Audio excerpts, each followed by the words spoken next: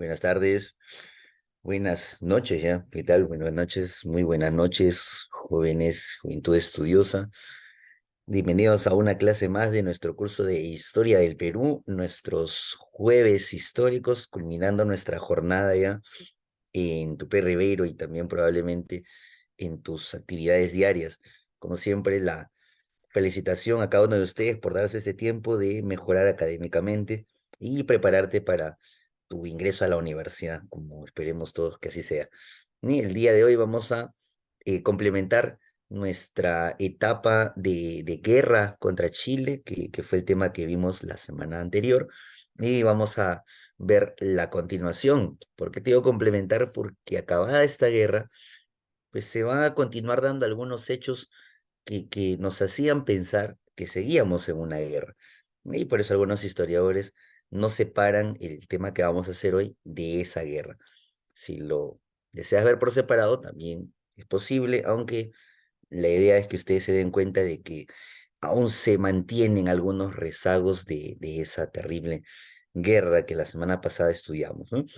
Vamos a ir compartiendo nuestro material con todos ustedes, como siempre, si tienen algún inconveniente con nuestro audio, con la clase que vamos compartiendo, por favor nos lo manifiestan por nuestro chat del Zoom, ¿sí? En el que por ahí nos solemos contactar. Muy buenas noches, ¿qué tal? Buenas noches. La Renzo, muy buenas noches.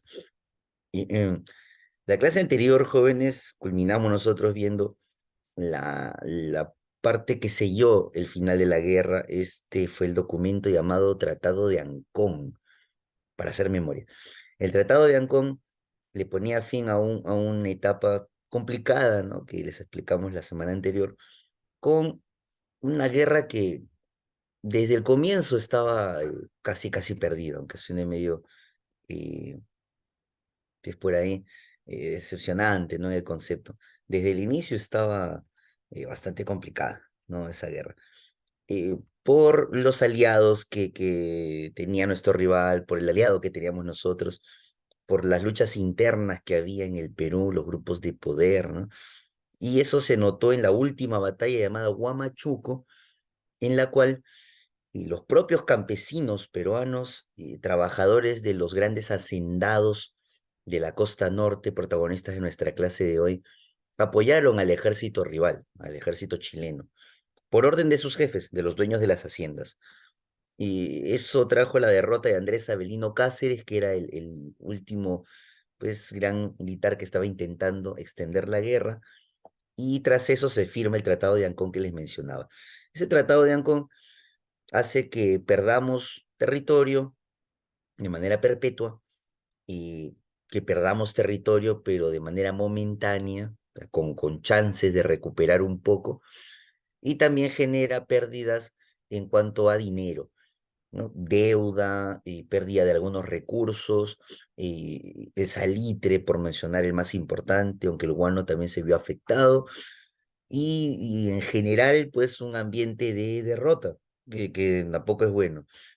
Resumiéndolo, acá tenemos algunas consecuencias de esa guerra. ¿Qué tal, Jesús? Muy buenas noches, por ahí me había escrito. Y perdimos territorio, ¿qué parte? Para siempre, y así lo decretaba el Tratado de Ancón, la zona de Tarapacá. Por ahí vamos a delimitarlo de verde en el mapa, si ustedes lo están apreciando. Esa zona de Tarapacá va a ser perdida definitivamente, es decir, no vamos a tener la chance de recuperarla. ¿Y qué había en ese lugar? Pues lo que ocasionó toda la guerra. La razón principal de esa guerra, que por ahí les comentamos la semana pasada, fue el salitre, y Chile se va a quedar con ese territorio. Y caso raro porque la única batalla que ganamos en la campaña terrestre fue ahí justamente, pero no pudimos mantener ese salitre. Ese territorio ya no lo vamos a tener, pero también le vamos a entregar a Chile otras dos ciudades que podrían recuperarse. Esas dos eran Tacna y Arica, o Arica y Tacna, como quieran. Profesor, ¿y por qué se podrían recuperar aquellas?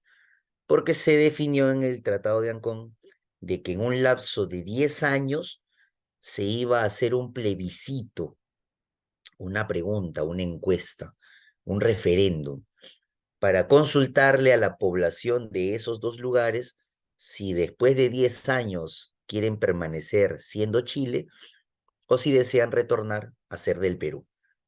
Este es un principio territorial que el Perú también utilizó en los inicios de la República, algo llamado decisión de los pueblos, ¿no? O libre determinación de los pueblos.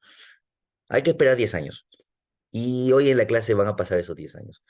¿Cuándo se firmó el tratado? 1883.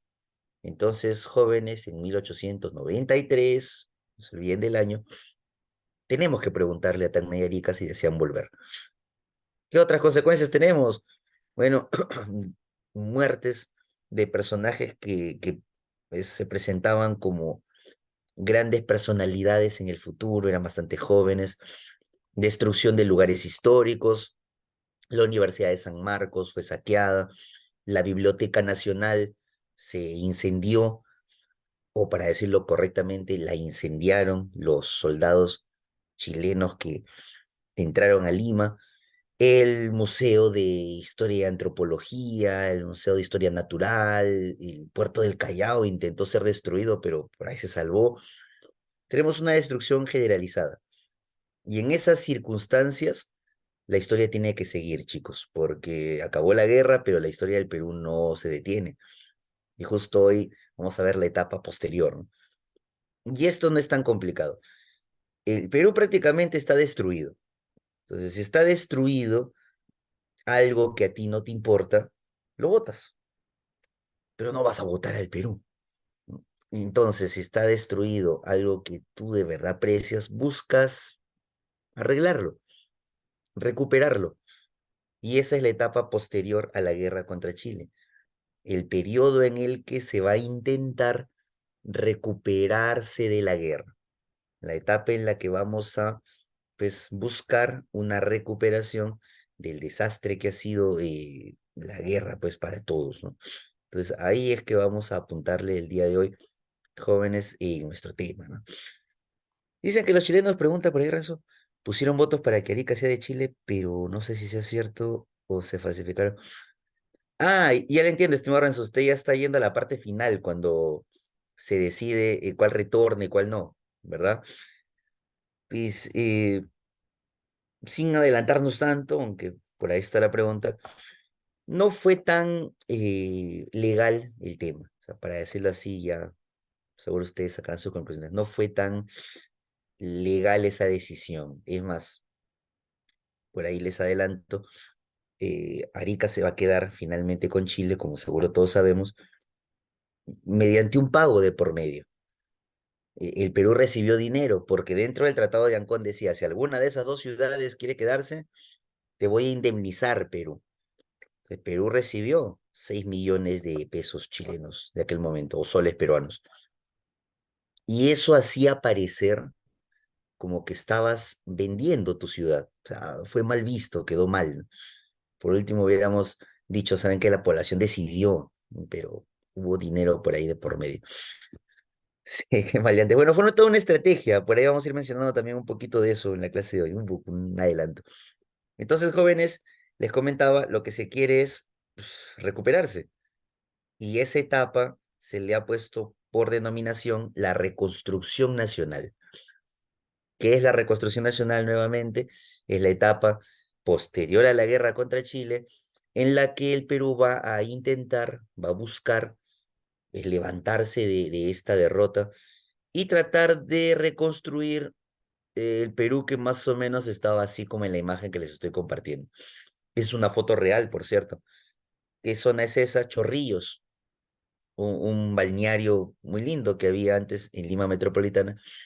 Había, te digo, porque si bien hoy existe el distrito de Chorrillos, ese balneario lindo que comentan los libros de aquella época no se volvió a reconstruir, se destruyó. Hoy hay un malecón, pero no es un balneario que antes se mencionaba. Las calles estaban así. Si tú observas, parece un terremoto o un desastre parecido, pero no fue terremoto ni maremoto, fue el paso de las tropas chilenas. Y muchos lugares quedaron así, yendo a la capital, incluso si vemos otras ciudades del sur, también. Bueno, no puedes dejar a tu país así. Entonces, ¿qué se va a intentar? Recuperarlo. La pregunta sería, jóvenes, si ustedes vienen de una clase donde se ha mencionado mucho, ¿qué se necesita para reconstruir el Perú y dejarlo al menos parecido a como estaba antes, o un país pues que no esté tan destruido, ¿no? ¿Qué es lo que necesita el gobierno para reconstruir el país? Gratis no va a ser, eso es imposible, ¿no? Entonces lo que buscamos acá es tener recursos, dinero. ¿Cuánto cuesta una reconstrucción así? Y la pregunta va a ser, ¿de dónde vamos a sacar ese dinero? Alternativa uno, préstamos, ¿no? Porque casi siempre el Perú, desde los inicios de la República, utilizó los préstamos, ¿no? Tú recordarás. De una les digo, jóvenes, eso queda descartado. Queda descartado porque ¿quién te va a dar un préstamo en las condiciones en las que estás? No basta con observarme. Más teniendo en cuenta que el Perú, antes de la guerra, ya debía dinero. Ya peor. Así que con eso no podemos contar y ahí tenemos un problema más que agregarle a nuestra reconstrucción. Pero, jóvenes, el Perú es un país muy rico en materias primas, en recursos naturales. Seguro en geografía tú ya lo has escuchado o lo sabes. Y vamos a comenzar a utilizar recursos naturales para obtener dinero y reconstruir el Perú. Profesor, pero si ya perdimos el más costoso, ¿cuál es el más costoso? El salitre. Antes que ese salitre valiera mucho dinero, tuvimos otro recurso. No sé si ustedes lo recuerdan.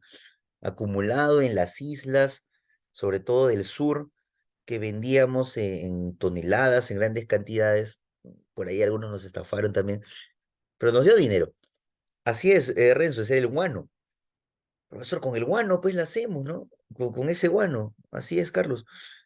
El tema es que en el Tratado de Ancón, en ese documento que hemos firmado para que la guerra se acabe, un artículo menciona que Chile es quien va a ir extrayendo ese guano, mientras que le pagamos la deuda de 10 millones de soles que hemos aceptado.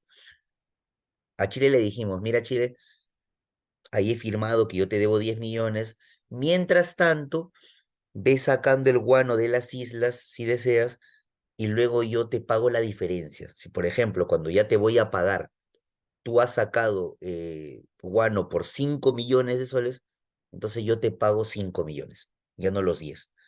Ve cobrándote con ese guano. Entonces Chile controlaba ese guano. No tenemos salitre, no tenemos guano. Profesor, ya valimos, ¿no?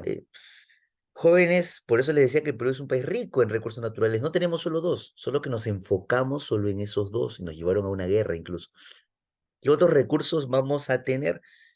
Y teníamos desde tiempo atrás, solo que recién los vamos a comenzar a observar. Y bueno, ahí hay un montón.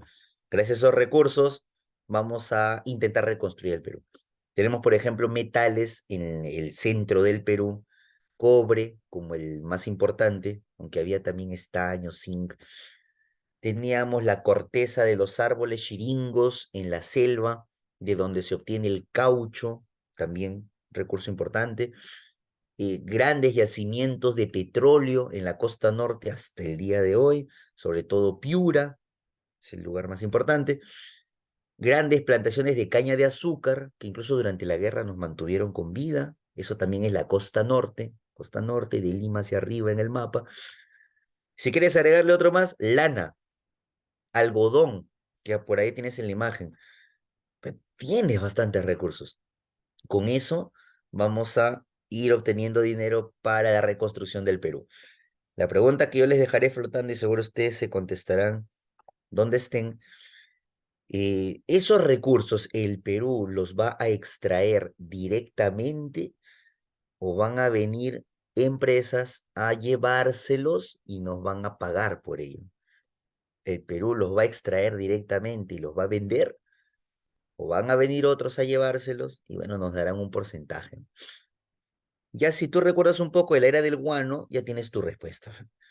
¿Qué ocurrió con el guano? ¿El Perú directamente lo vendía? ¿Te acuerdas que había un grupo de personas llamados consignatarios que al final nos estafaron? Al final, recién el Perú, ¿te acuerdas? Contrato Dreyfus, vendió directamente, al último.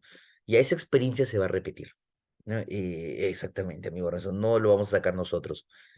Si el Perú va a ver que varios de esos recursos, no todos, ¿ah? Pero varios de esos recursos se los llevan otras empresas, ¿qué tenemos jóvenes entonces? ¿Dependencia o independencia económica?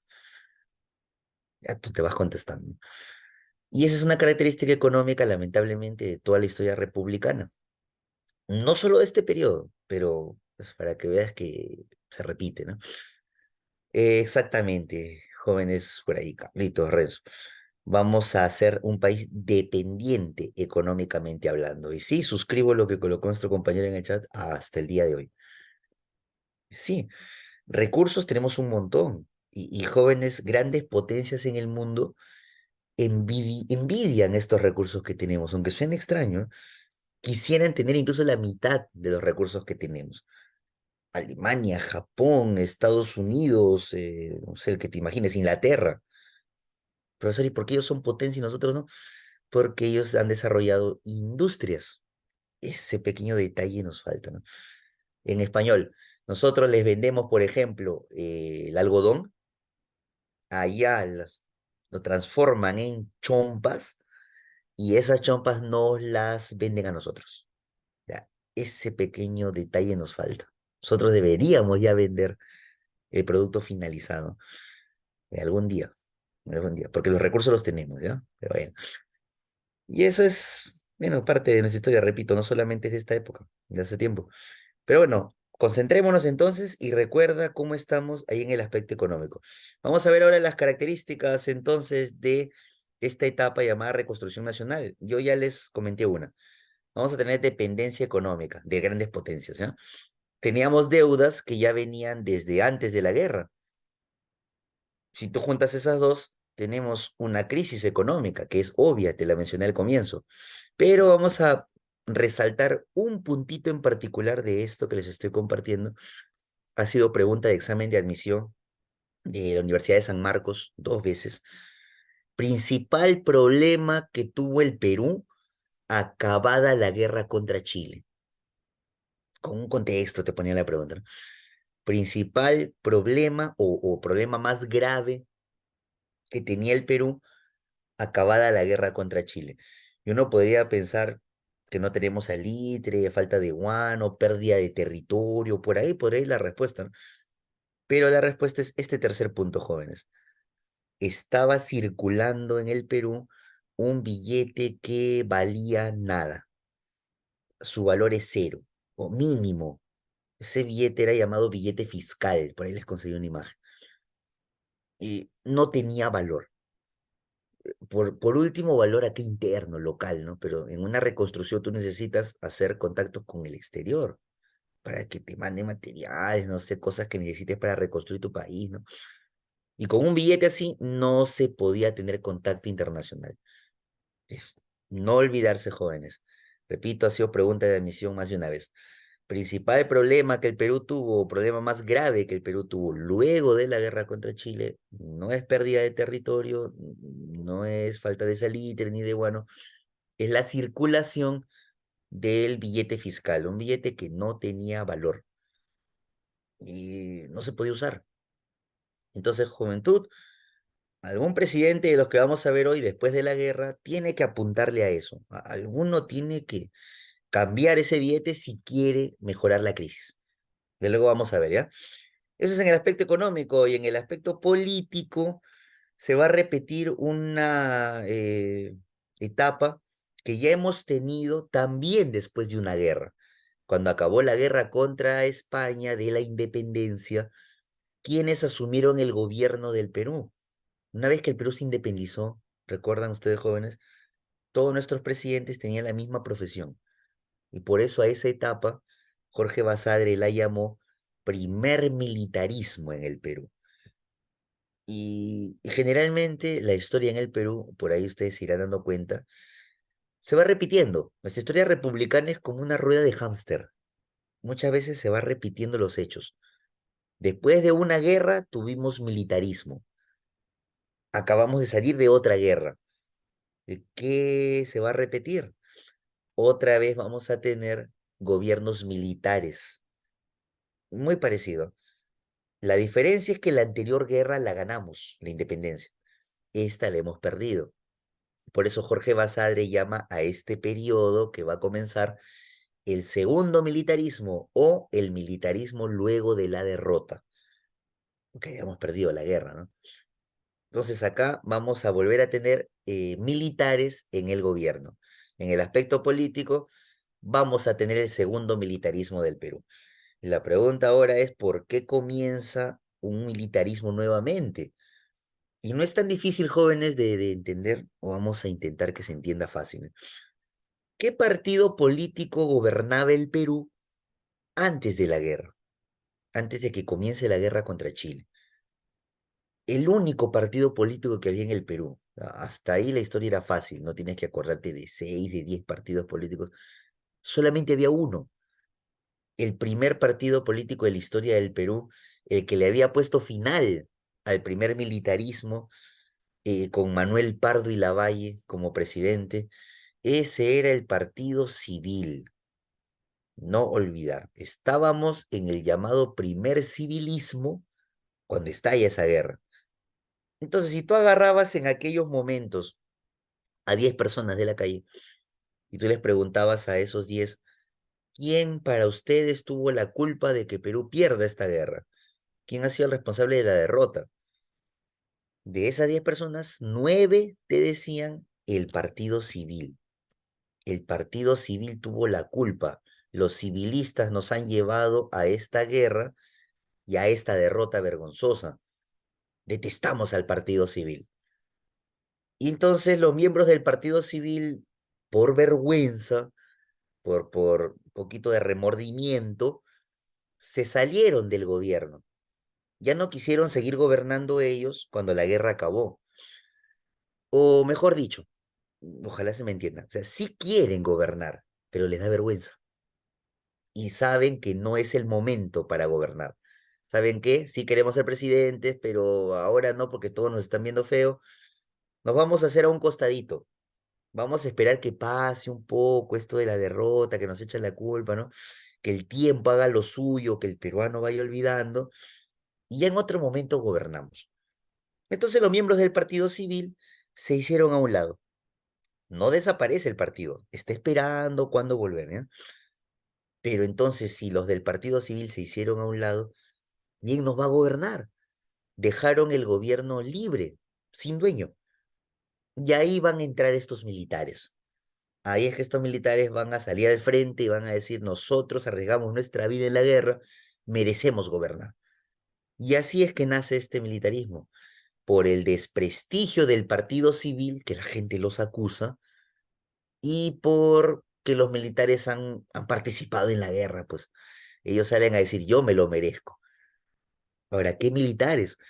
Bueno, algunos han sobrevivido a esa guerra, no todos han muerto, no todos estaban como Bolognesi, como Miguel Grau, no, algunos han sobrevivido, algunos son muy queridos por la población y otros son, por decirlo menos, mal vistos. Algunos la gente los quería mucho y otros son acusados, tú te rendiste en la guerra. Y vamos a tener de los dos. ¿Qué diferencias hay entre el primer y segundo militarismo, jóvenes? Rápidamente. En el primer militarismo, ¿cuál era la opción número uno para que un militar llegue al gobierno? La primera alternativa que tenía un militar para llegar al gobierno, golpe de Estado.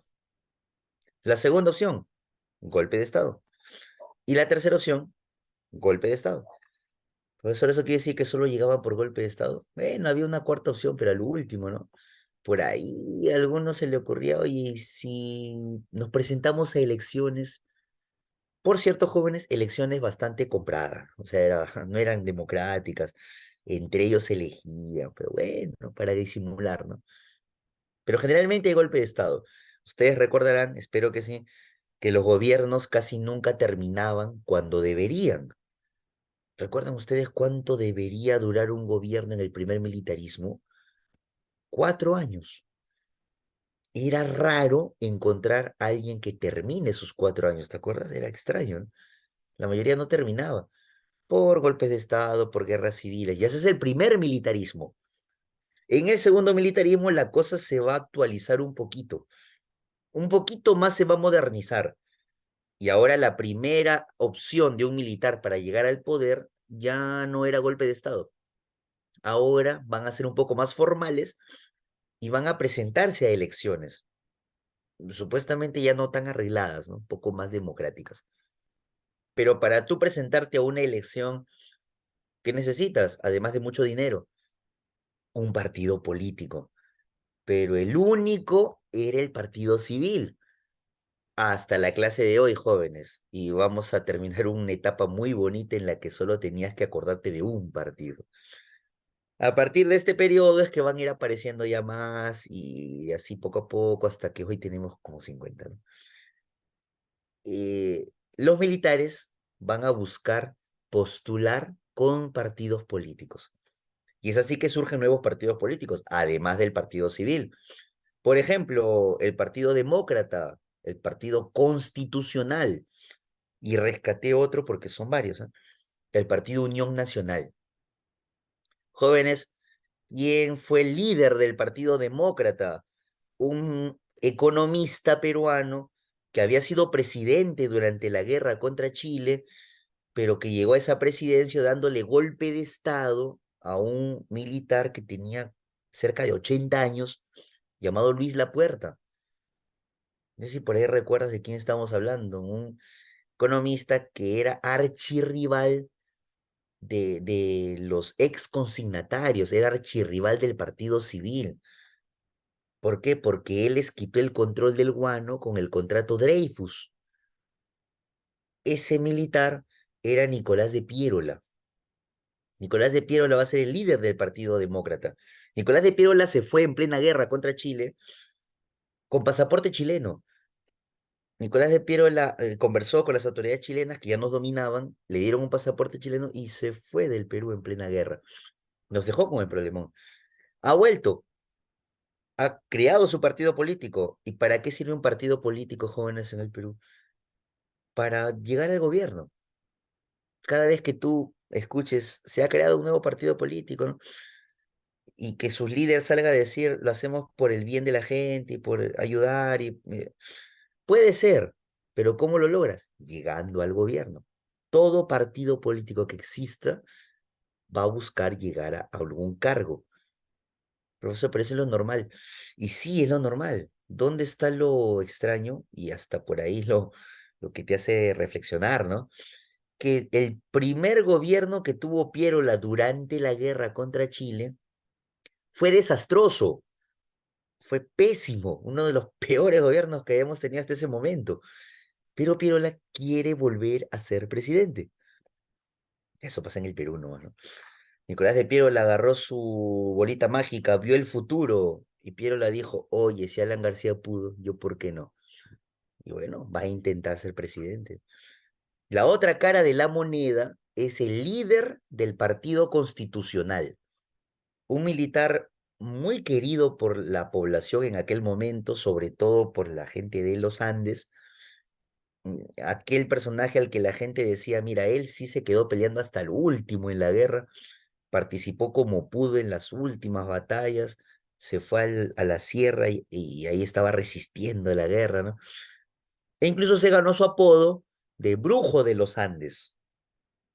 Muchachos, no sé si por ahí ustedes conocen apodos de la historia peruana. Todos en el Perú tienen un apodo, somos campeones mundiales poniendo apodos. Y a este personaje le decían Brujo de los Andes. Ese era Andrés Avelino Cáceres. Ah, por ahí alguien lo recuerda. Exactamente, Carlitos. Andrés Avelino Cáceres. Ahí está Caricello. A Piero la gente no lo quiere mucho, por no decirte no lo quieren. A Cáceres la gente lo respaldaba bastante. De esas 10 personas que tú agarrabas en la calle, 8 te decían el mayor héroe de esta guerra fue Cáceres. Lo ponían por encima de Bolognesi y de Miguel Grau incluso. Cáceres la gente le tenía mucho cariño. Y el líder del Partido Unión Nacional, por ahí que más tal vez en literatura lo vas a escuchar, imagino por ahí en tu curso de literatura lo vas a ver en algún momento, fue Manuel González Prada. Manuel González Prada, que igual se metió en política, intentó postular alguna vez, pero no ganó, va a generar su partido, Unión Nacional. Manuel González Prada tenía un hobby, aparte de escribir. Su hobby era darle con palo, macana, con fierro, con la chancla, a todos los que nos habían llevado a esta derrota contra Chile. Ahora, González Prada repartía críticas con ventilador. Casi nadie se salvaba. Profe, acá se no lo va a criticar. También, tú también eres responsable. O sea, criticaba a toda la clase política que nos había llevado a esta guerra y la que nos había hecho perder. Ahora, si tú le preguntabas a Manuel González Prada, ¿quién es el peor de todos, González Prada? O sea, ya tú le das con palo a todos, pero ya, para ti, ¿quién es el peor? Él la tenía clarita, y ese era Nicolás de Piérola. Lo criticaba, escribía sobre él, tiene libros en periódicos, Piérola era lo peor. Y va a haber cierta rivalidad por acá entre estos tres, ¿no? Si te has dado cuenta, están mezclados acá perro, pericote y gato. Ya, ahí en ese contexto es que vamos a intentar recuperarnos de la guerra. Mucha paz no había, ¿no? A pesar de que la guerra se había acabado, o sea, mucho contexto de paz difícil. Y peor aún, jóvenes, peor aún cuando veamos con qué presidente comienza el segundo militarismo en el Perú. Ese presidente con el que comienza el segundo militarismo es el mismo militar que anunció la rendición peruana durante la guerra, con un anuncio que ha pasado a ser conocido como el Grito de Montán. El Grito de Montán es el anuncio peruano en la guerra de la rendición. Y ese militar es otro de los que la gente no quería mucho, pero con él vamos a comenzar esta etapa. Él va a ser presidente. Ese personaje era Miguel Iglesias, el coronel Miguel Iglesias.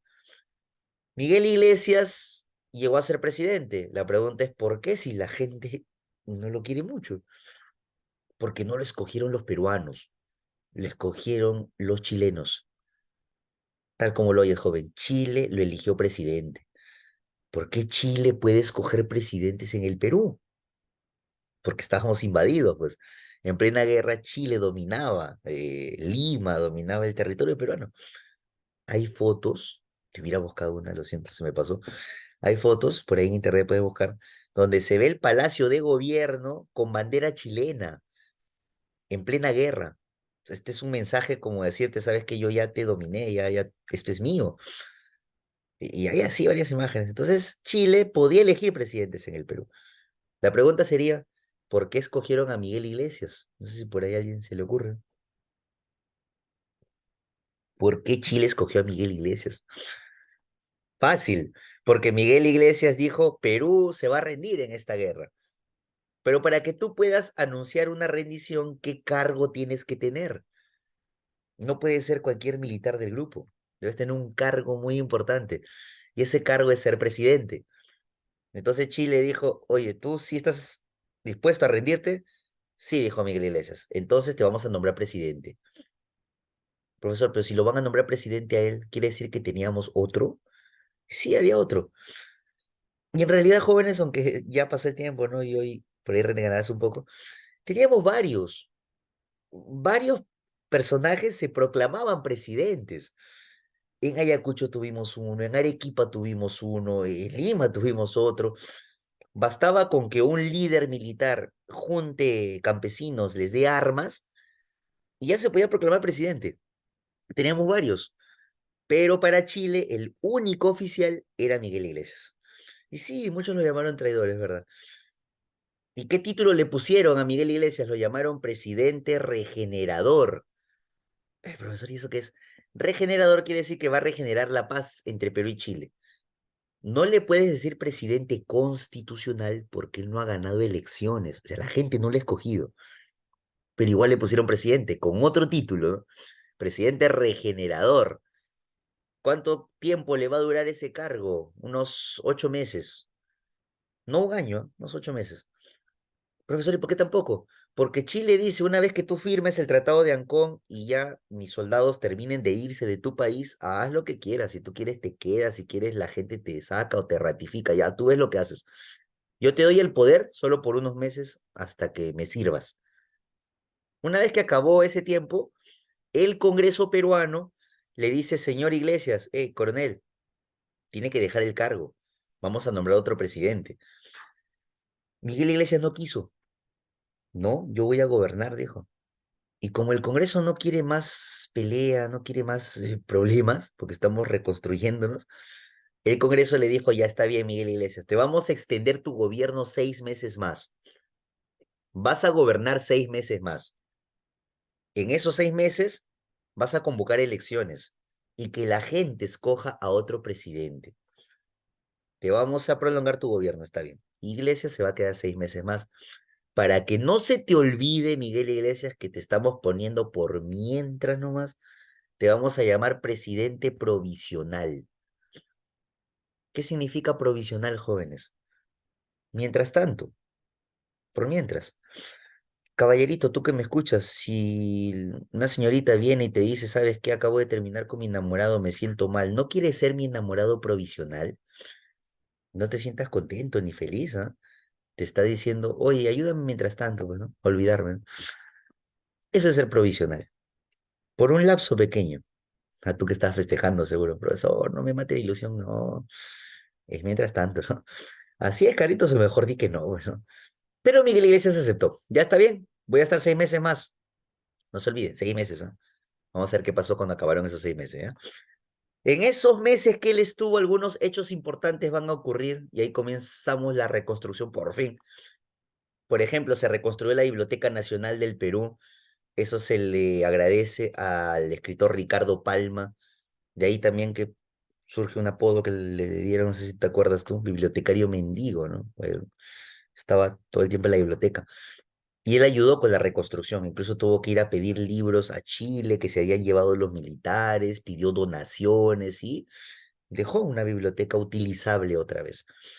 En esos años también destacamos el sacrificio en medicina de el señor Daniel Alcides Carrión. No sé si lo has escuchado.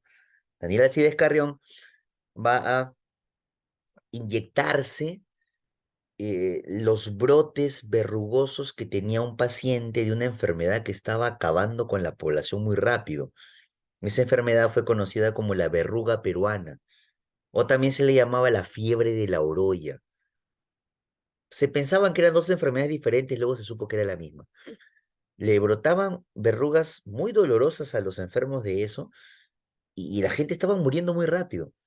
Daniel Alcides Carrión, que se encontraba en el último ciclo de medicina, ya en sus internados, le pidió permiso a su médico, al jefe de su pabellón, para quitarle un brote de esa enfermedad a un paciente e inyectársela él mismo, o sea, contagiarse, ¿no?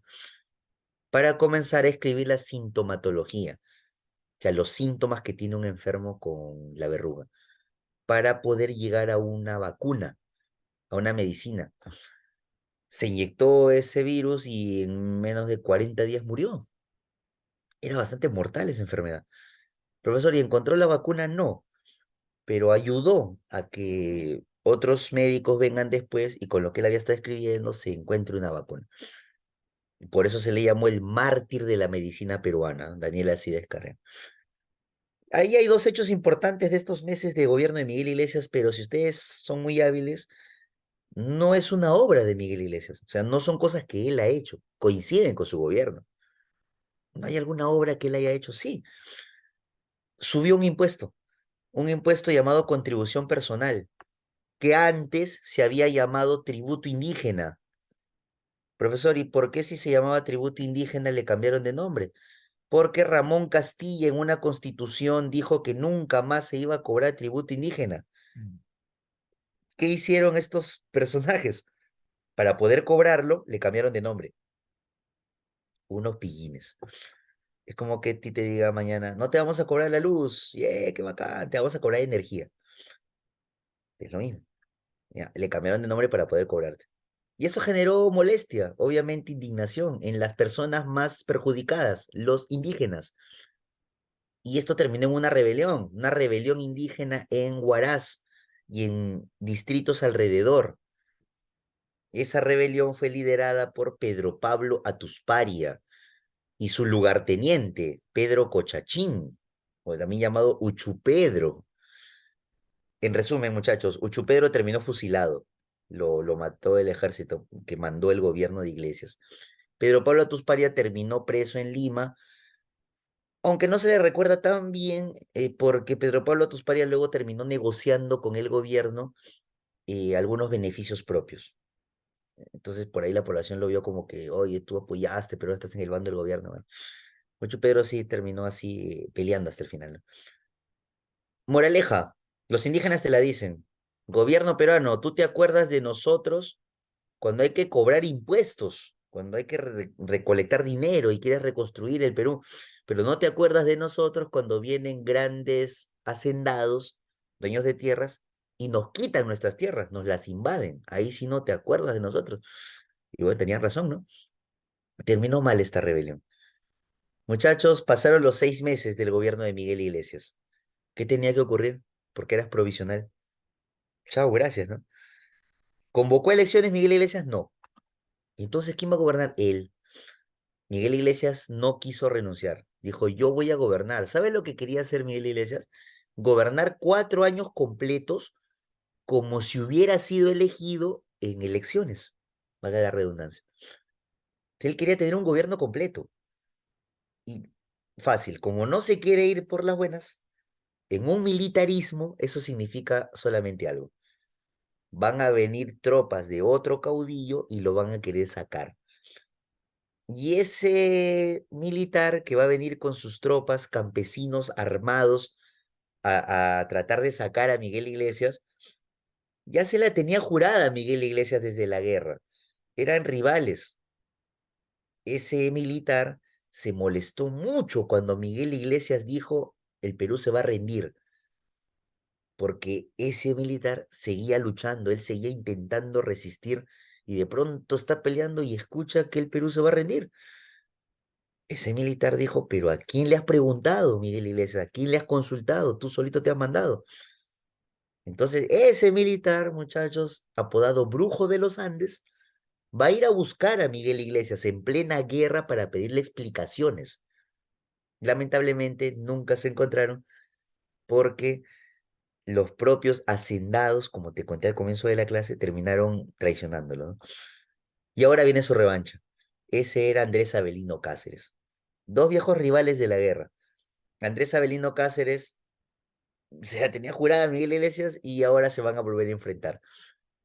A esta rivalidad se le conoce como la Guerra de los Quepís, porque los que usaban quepí azul, una boina militar, eran vistos como los que se habían rendido ante Chile. Los que usaban el quepí rojo, la gente de Cáceres, eran vistos como los que resistieron la guerra. Y se van a enfrentar. A Iglesias no lo apoyaba casi nadie, su popularidad era muy baja. Ahí está, ¿sabes a quién se parece? Al técnico de la selección peruana de fútbol. He visto todo lo que han dicho de él y seguro los memes y las redes sociales. Algo parecido era Miguel Iglesias. Que se vaya, así, ¿no? Cáceres sería como Gareca, que todo el mundo quiere que él esté y que vuelva y tú sí, ¿no? Ya, algo parecido. Entonces hay una rivalidad acá. Al final, Cáceres derrotó a Miguel Iglesias con unas estrategias bien interesantes que utilizó porque él era muy buen estratega. Jóvenes, analicemos lo que te estoy compartiendo. Esta es una guerra civil. ¿Qué es una guerra civil? Una guerra entre dos bandos del mismo país, peruanos los dos. Profesor, pero las guerras civiles se dan a cada rato. Y sí, digo, un militarismo son normales. ¿Cuál es el problema? Y acabábamos de salir de una guerra traumática de más de 3 años contra Chile. ¿Qué ocurrió en el Perú acabada esa guerra? Nos metimos en otra, pero entre peruanos. Por eso historiadores como Jorge Basadre, como el especialista en historia económica Carlos Contreras, mencionan que el segundo militarismo solamente fue una extensión de la guerra contra Chile. Se acabó la guerra contra ellos, pero la guerra seguía entre peruanos. Y durante la guerra ya se estaban peleando entre peruanos. Y bueno, por ahí que tiene razón, porque mira, seguía habiendo guerras. Acabado esto, el Congreso convoca elecciones y va a ganar Andrés Avelino Cáceres esas elecciones. ¿Sabes a cuántos rivales tuvo que derrotar a Andrés Avelino Cáceres para ganar esas elecciones, joven? Escucha bien, a ninguno, cero. Él fue el único candidato. Hubo más, pero se retiraron antes de la elección. Uno de ellos fue Nicolás de Piérola, por ejemplo. Dicho sea de paso, Nicolás de Piérola también era un archirrival de Andrés Avelino Cáceres. O sea, todo el mundo se paraba peleando. Profe, que no tuvo otro candidato, no tuvo candidatos opositores. Él fue el único candidato. Ganó con 100% de votos. Algo que hoy sería imposible, pues, jóvenes. ¿Tú has visto las elecciones más recientes? Keiko contra Castillo. Por menos de 1%, ¿no?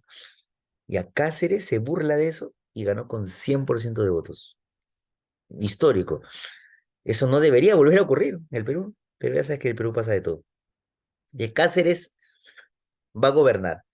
¿Cuál es la sensación de la población? Bien, Cáceres, te lo mereces. Tú eres el militar que peleó hasta el final, el brujo de los Andes, ¿no? Yo les comparto una frase que dijo alguna vez Jorge Basadre, que escribió Jorge Basadre alguna vez. eh, si Andrés Avelino Cáceres hubiera muerto durante la guerra contra Chile, él sería definitivamente el héroe más importante de la historia del Perú. Otra vez, ¿ah? Si Cáceres hubiera muerto durante la guerra contra Chile, no habría héroe más grande que Andrés Avelino Cáceres en nuestra historia. Lamentablemente no murió. Suena hasta raro, ¿no? Profesor, ¿cómo que lamentablemente? No hay que agradecer que no haya muerto. Lamentablemente no murió, dijo Basadre, porque al no morir se metió en política. Como militar, lo máximo. Cáceres se metió en política y ha llegado a la presidencia. Entonces, ¿por qué Basadre dice algo así? Bueno, ahora vamos a ver, ¿no? Eh, Cáceres en la guerra era un monstruo, era una bestia, tenía unas estrategias alucinantes, era tremendo. ¿Será lo mismo como presidente? Si Cáceres llega a ser tan bueno como presidente como lo era en las batallas, él va a ser el mejor presidente de la historia del Perú. Vamos a ver, tampoco hay que ir al extremo. Por ahí de repente estás pensando, profe, entonces fue malo, ¿no? Cáceres lo primero que hizo en el poder va a ser intentar arreglar la economía, aumentando el impuesto a los productos más consumidos por el Perú en aquel momento, el tabaco y el alcohol. Profesor, ¿el tabaco y el alcohol era lo más consumido en el Perú? Sí. ¿Eso quiere decir que el peruano era borracho y fumón? Podrías ponerlo con esas palabras, ¿no? Pero hay que entender qué es detrás, ¿no? ¿Por qué era lo más consumido el tabaco y el alcohol? Porque esos productos ayudaban, así dicen los que han consumido eso, a liberar la mente, a borrar el pasado. Y el pasado inmediato era una guerra, donde muchas personas perdieron propiedades, perdieron dinero, perdieron familiares. Querían olvidarse de eso y consumían tabaco y alcohol. Así como estas canciones de cumbia, no sé si ustedes han escuchado, jóvenes, tomaré 1 millón de botellas para olvidar, ¿has escuchado? ¿No? Salud. ¿Ya por qué dicen algo así? Dicen que al consumir eso como que te relaja, habría que ver. Y la gente consumía bastante eso. Y Cáceres muy inteligente dijo, si la gente consume bastante de eso, hay que subirle el precio, porque lo van a seguir comprando. Y le subieron el precio. Y la gente siguió comprando. Y se juntó dinero. Y con eso un poquito equilibramos la economía. Y cuando la economía un poquito se equilibró, llegó una empresa extranjera al Perú, la primera empresa extranjera que se instala en el Perú de nuestra historia. Esa empresa fue la London Pacific Petroleum Company. London Pacific. Al ojo, no es peruana, es de Inglaterra, Londres, ¿no? Compañía Petrolera de Londres en el Pacífico. ¿Qué va a sacar? Petróleo. ¿Cuál era la zona petrolera más importante? Hace un rato se los comenté. Piura, Talara, una zona llamada La Brea y Pariñas. Ahí se instaló esa empresa y va a comenzar a sacar petróleo. Profesor, se lo está robando, no, no, nos pagaba. Pero en otra clase vamos a ver cómo nos pagaba. Pero sí nos pagaba. La economía parece que se está equilibrando, entonces cuando la economía un poquito se controló, tenga, Cáceres va a eliminar el principal problema económico que teníamos. ¿Se acuerdan, jóvenes, cuál era? Les lo repetí varias veces, fue pregunta de admisión. Principal problema o problema más grave que tenía el Perú luego de la guerra, un billete que no valía nada, que está circulando por ahí. El gobierno de Cáceres lo anuló. reemplazamos ese billete fiscal por una moneda que sí valía, pues. Exactamente, estimado Renzo, muy bien, un billete que no vale, devaluado, el billete fiscal. Lo reemplazamos por el sol de plata. Profesor, así como el que yo tengo ahora por acá cerca en mi bolsillo, no, porque cuando tú hoy dices tengo plata, es mentira. Tienes zinc, tienes estaño, tienes níquel. La gente dice, tengo plata, no tienes plata. En esa época sí tenías plata. Esa moneda era de plata. Profe, ¿por qué no la seguimos haciendo? Porque es muy cara, es muy costosa, y muy peligrosa. Si con la que tienes hoy te asaltan, imagínate salir de tu casa con plata. No vuelves, ¿no? Entonces, ya no se hace. Pero ahí teníamos sol de plata. Y esa moneda sí vale, y comenzamos por ahí pues a mejorar la economía peruana. Bien, ¿no?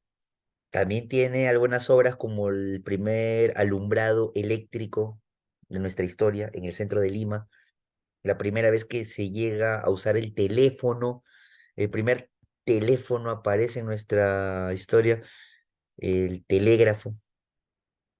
Hasta acá, buen gobierno, ¿no? Casera está haciendo bien. Ya, profe, de una vez, ¿dónde está lo malo? Va a firmar un contrato un poco polémico, el contrato Grace, o Grace, si quieres decirlo así. En resumen, jóvenes, y hacerlo bastante fácil, el contrato Grace es el contrato que se va a firmar para intentar solucionar el problema de la deuda externa que tiene el Perú. El Perú tenía una deuda externa alucinante. ¿Qué ocurre? Michael Grace, o Miguel, si quieres decir así, Michael Grace, era el representante de todos aquellos a los que el Perú les debía dinero en Gran Bretaña. Dueños de bancos, grandes comerciantes, hacendados, políticos, todos los que le habían ido prestando dinero al Perú, como Inglaterra, ¿no? Pero ellos son los que prestaban, le van a cobrar al Perú. Pero como ellos no van a venir hasta acá, le dijeron a un señor llamado Michael Grace, oye, tú represéntanos, te vamos a pagar, tú sé nuestro representante y anda tú cóbrale al Perú por nosotros. Entonces Michael Grace viene por sus patrocinados, ¿no? Y le dice al gobierno peruano, vengo en nombre de todos aquellos a los que tú le debes en Gran Bretaña. Y el gobierno peruano dice, bueno, ¿cuánto te debemos? Todos mis patrocinados te prestaron Perú en años pasados, ¿no? 31 millones de libras esterlinas.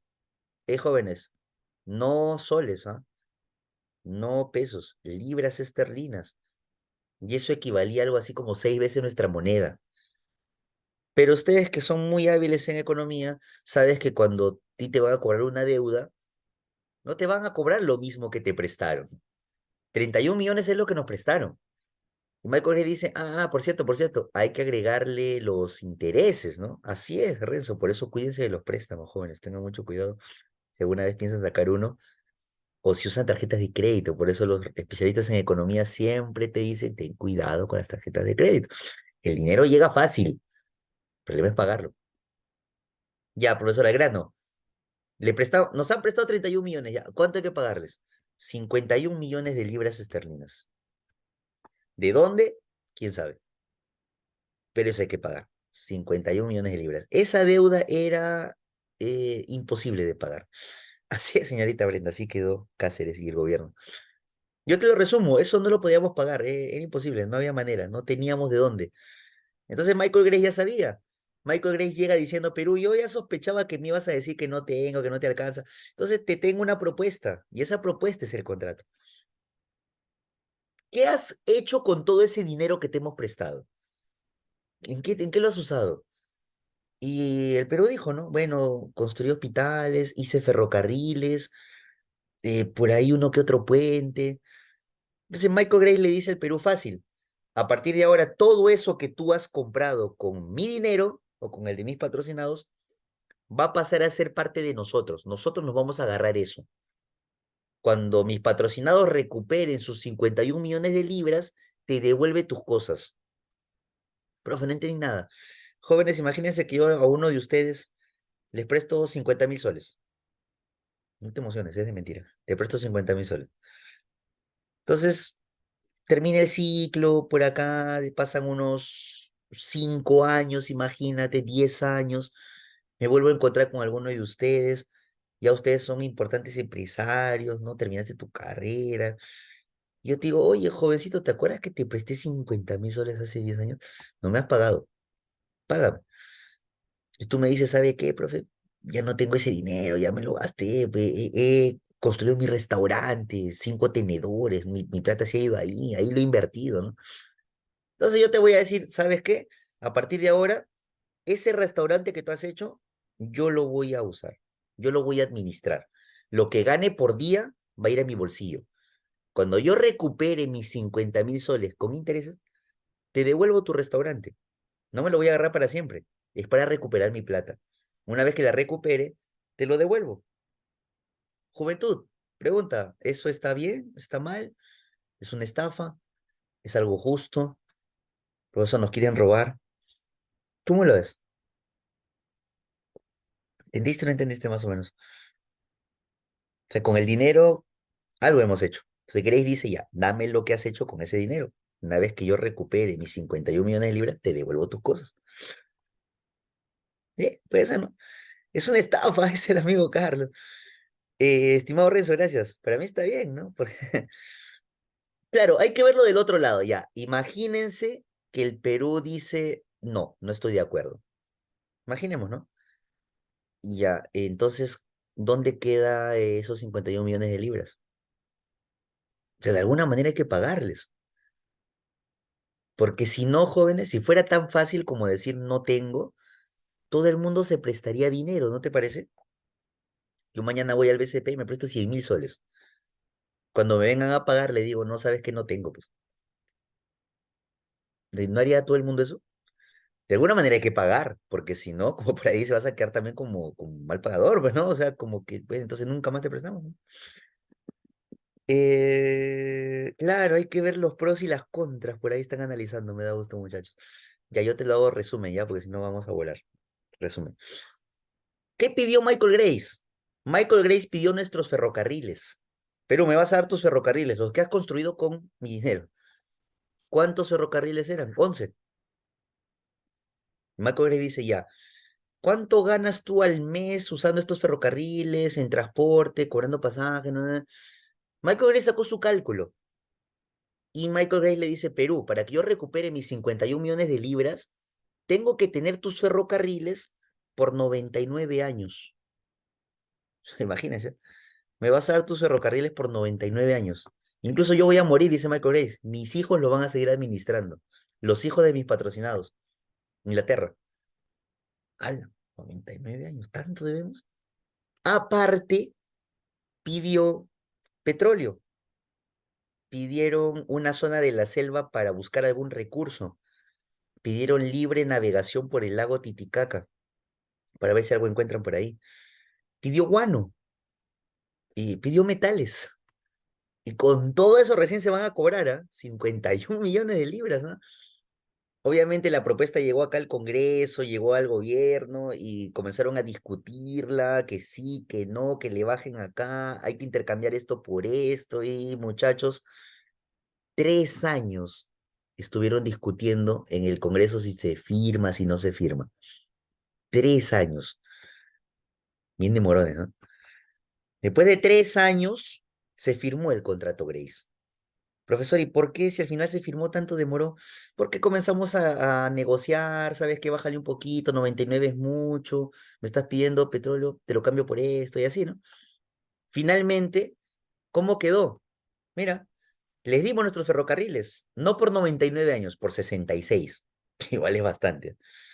Les vamos a dar 3 millones de toneladas de guano, 2 millones de hectáreas en la selva para que busquen algún recurso, yo te lo soplo, encontraron caucho y comenzaron a sacarlo. Libre navegación por el lago Titicaca para llegar a Bolivia, porque Bolivia se quedó sin mar, ¿te acuerdas, no? ¿Para qué Inglaterra quiere llegar a Bolivia?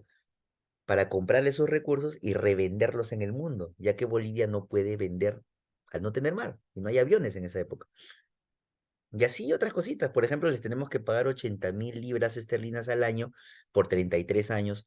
Y así juntando todo eso, vamos a cancelar los 51 millones de libras esterlinas que les debemos. Para administrar todititas estas cosas que les vamos a dar, se creó una empresa llamada Peruvian Corporation. No te dejes engañar, se llama Peruvian Corporation, pero estaba en Londres. Desde allá van a administrar todo lo que les estamos dando. ¿A cambio de qué? A cambio de que la deuda se cancela. No te la van a bajar. Cero, cero. La deuda es cero. Esos 51 millones de libras, ya, los borramos. Entonces, hay que poner en una balanza, jóvenes. Yo les comento así, ese contrato es polémico, ¿ah?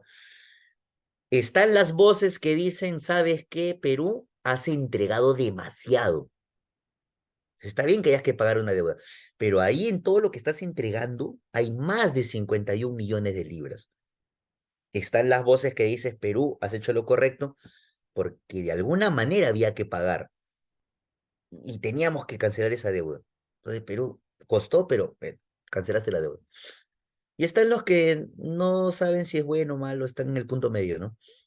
Tres cositas te voy a contar de este contrato. Tres, así, rapidito. Primero, mira, mira, le estamos dando guano a los ingleses. ¿No le habíamos dado el guano ya a otro país? ¿Te acuerdas? Tratado de Ancón. ¿No se llevaba ese guano ya a Chile? Sí, ¿no? Así es, Renzo. No sé si a ti te han enseñado alguna vez o has escuchado esta frase, ¿no?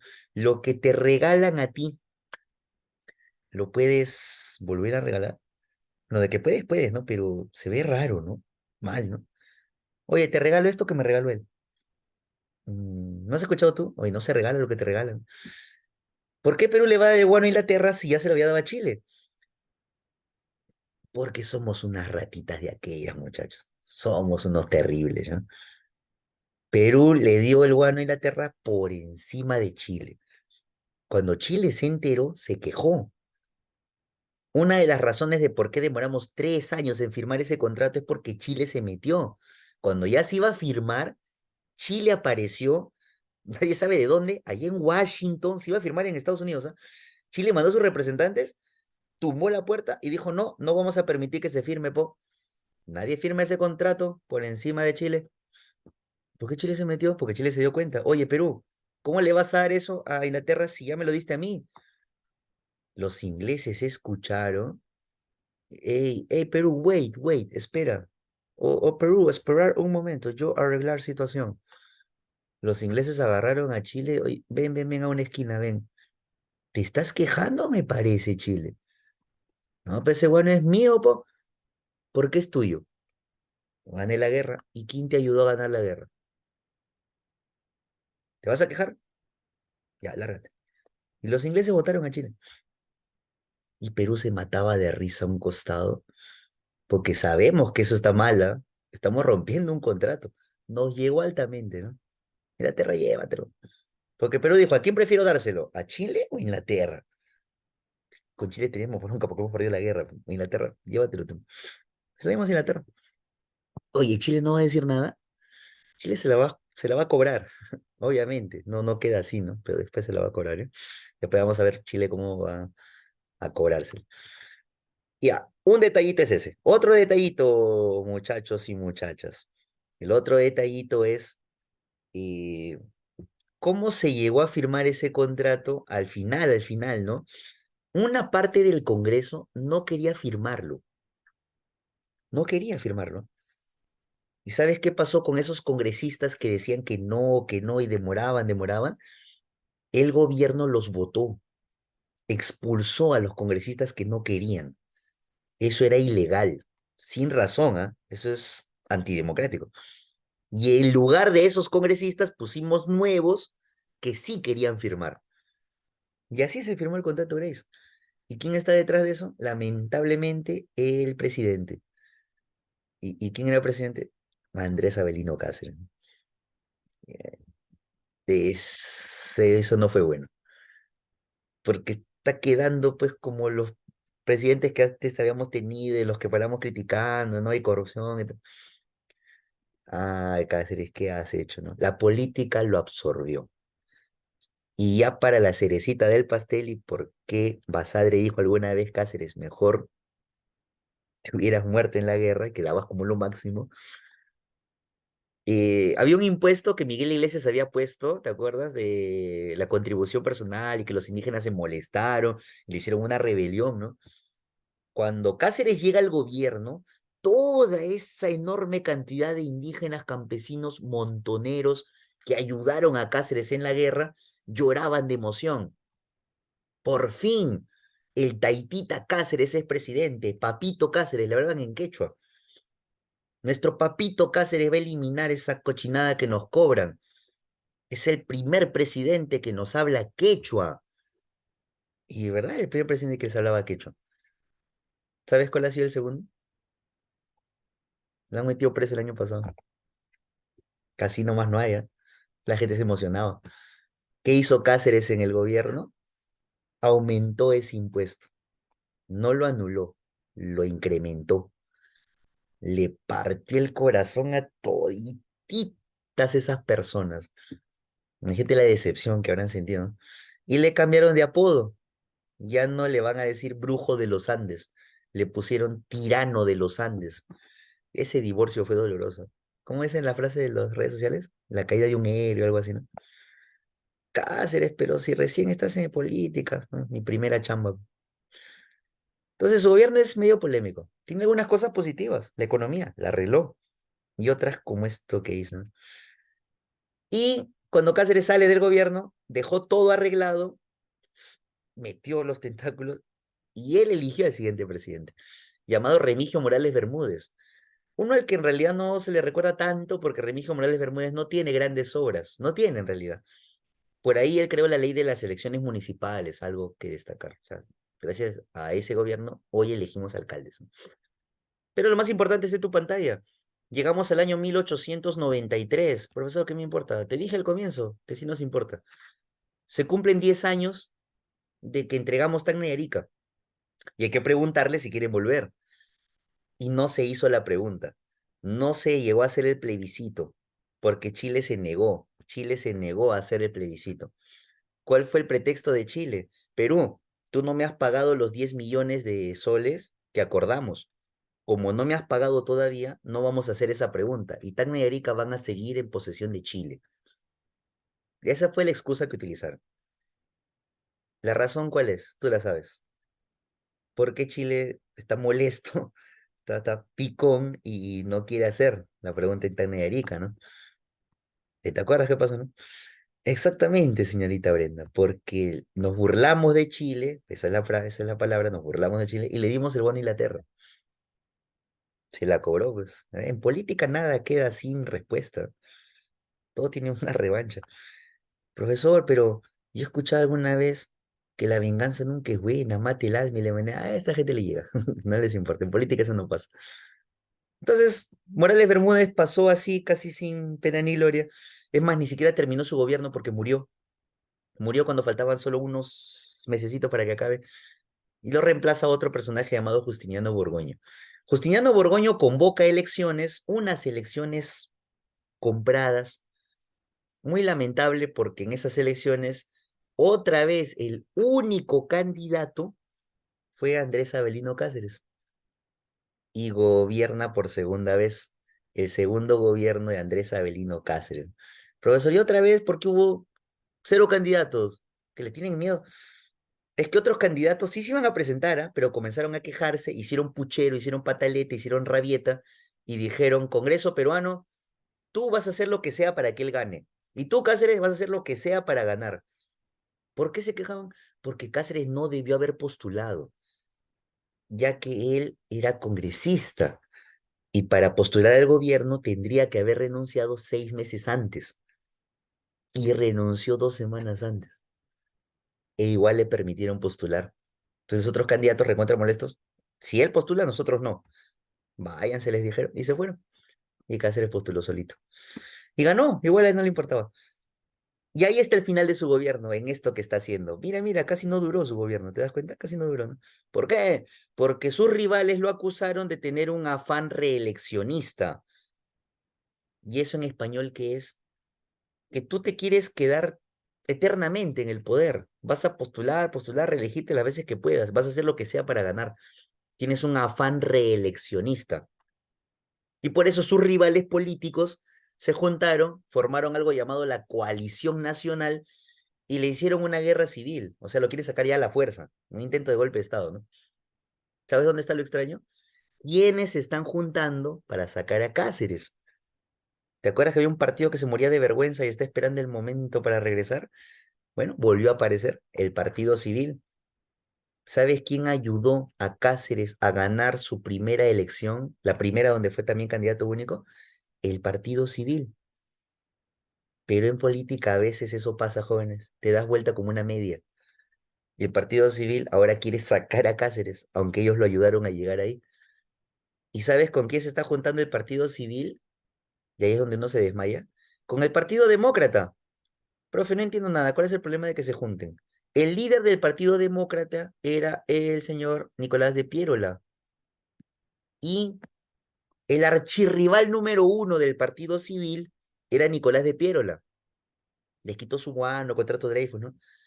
Se supone que se detestan. ¿Sabes quiénes se están juntando acá? Batman con el Guasón, algo así. No sé, para que me entiendas. No me sé mucho los superhéroes, ¿no? Este Señor de los Anillos, creo que se llama Thanos, con Iron Man, algo así. Se están juntando esos dos.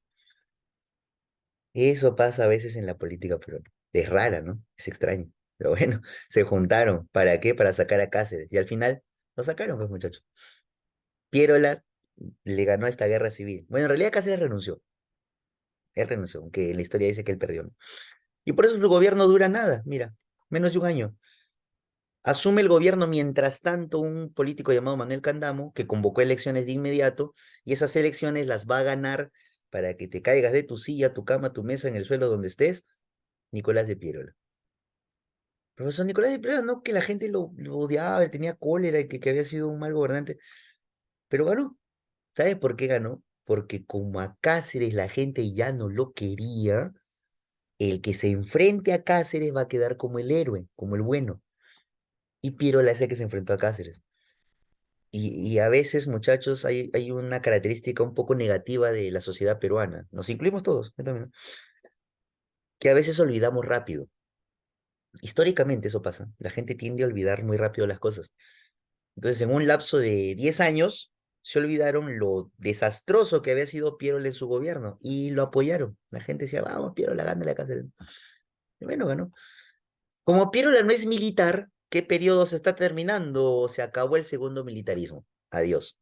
Se terminó. ¿Cuánto tiempo duró el segundo militarismo? Unos 12 años. Muy poquito, bastante poco. Ahora, ¿sabes cuál es el problema? Que en 12 años no se ha reconstruido nada. Se supone que estábamos en reconstrucción nacional, pero más han estado pensando estos loquillos en pelearse, en reelegirse, ¿no? En entregar recursos para pagar la deuda. O sea, no se ha reconstruido nada. Piérola tiene algunas obras que destacarle. Hay que ser justos también, jóvenes, ¿no? O sea, en obras públicas, el segundo gobierno de Piérola sí hizo algunas cosas por ahí interesantes. En otros aspectos no fue tan bueno. ¿Qué hizo el señor Nicolás de Piérola en su segundo gobierno? Va a crear la moneda más cara de la historia del Perú, la más costosa de nuestra historia. Esa moneda se llamaba Libra Peruana de Oro, y su nombre lo dice, era de oro de verdad, no pintada de amarillo con escarcha para que brille, oro. Y encima le pusieron el nombre de la moneda más cara del mundo, Libra, la Libra Peruana de Oro. Profesor, pero la Libra de Inglaterra vale más, pero valía lo mismo. Es como si hoy tu sol valiera lo mismo que una libra esterlina. Imagínate. Profesor, quiere decir que si voy con 10 soles a Inglaterra me puedo comprar lo mismo que me compraría con 10 libras, sí. Esa libra peruana de oro valía lo mismo. ¿Sabes cuánto oro tenía? 18 quilates de oro. Esa no era una moneda, era una joya. Era como un collar, ahorita como un brazalete. 18 quilates de oro. El problema es que al mismo tiempo circulaba el sol de plata. O sea, teníamos dos monedas circulando en el Perú. ¿Para qué sigue circulando la del sol de plata, no? Porque Pierola quería dejar en claro que en el Perú hay dos clases sociales muy diferentes. La clase alta y el resto. El resto usa sol de plata. La clase alta usa libra peruana de oro. ¿Y por qué Piero le quiere dejar en claro de que hay dos clases sociales? Porque ya estaba cocinando el comienzo de otro periodo, el que va a venir ahora. ¿Qué otros hechos le rescatamos a Nicolás de Piérola? Así rápido, jóvenes. En su gobierno se va a comenzar la explotación de caucho, así en grandes cantidades, algo llamado la fiebre del caucho. Así como tuvimos era del guano, era de salitre, ahora estábamos en la era del caucho. Bastante caucho se sacó.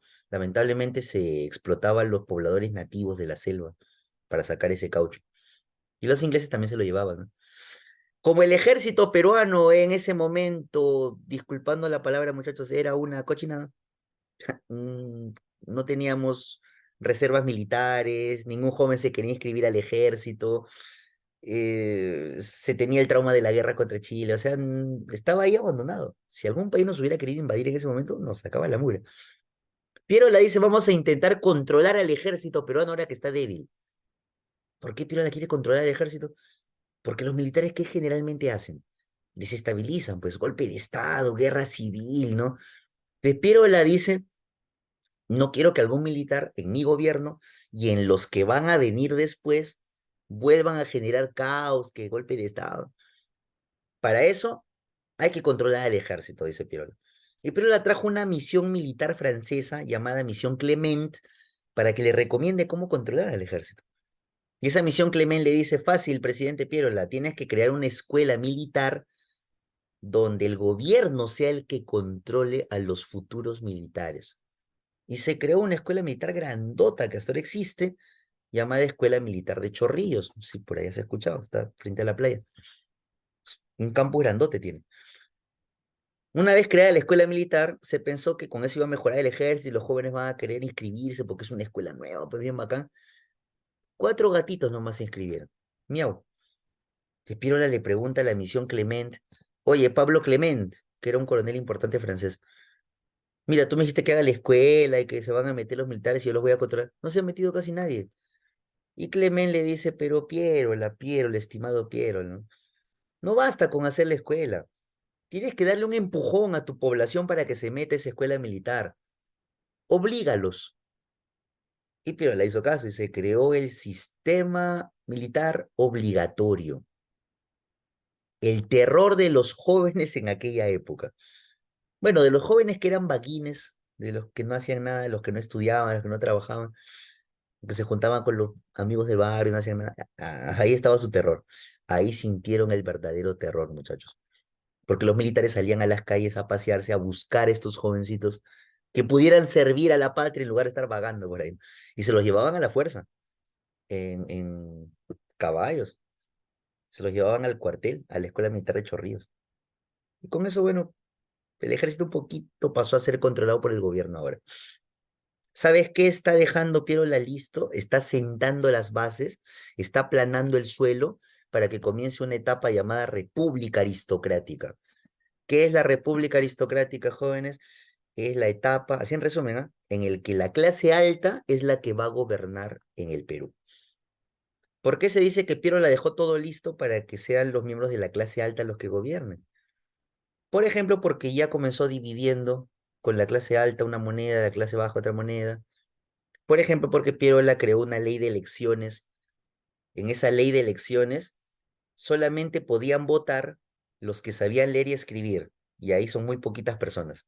Solamente podían votar los que pagaban 300 pesos de impuestos al mes. Y obviamente solo la clase alta podía hacer algo así. Era bastante dinero. Prácticamente está diciendo solo los miembros de la clase alta van a votar. Y si solamente los miembros de la clase alta van a votar, ¿por quién van a votar? Por alguien de la clase alta, pues.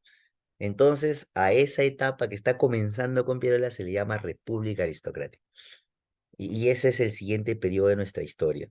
En resumen, ¿qué es la República Aristocrática, jóvenes? Un periodo, por cierto, que duró 20 años en el Perú. Es la etapa en la que la clase alta va a gobernar el Perú.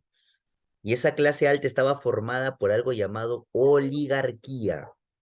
No se olviden, ¿ah? Esa palabrita nos va a acompañar creo que hasta el final del ciclo. La oligarquía. ¿Qué es la oligarquía, profesor? Por ahí te puse un concepto no tan complicado.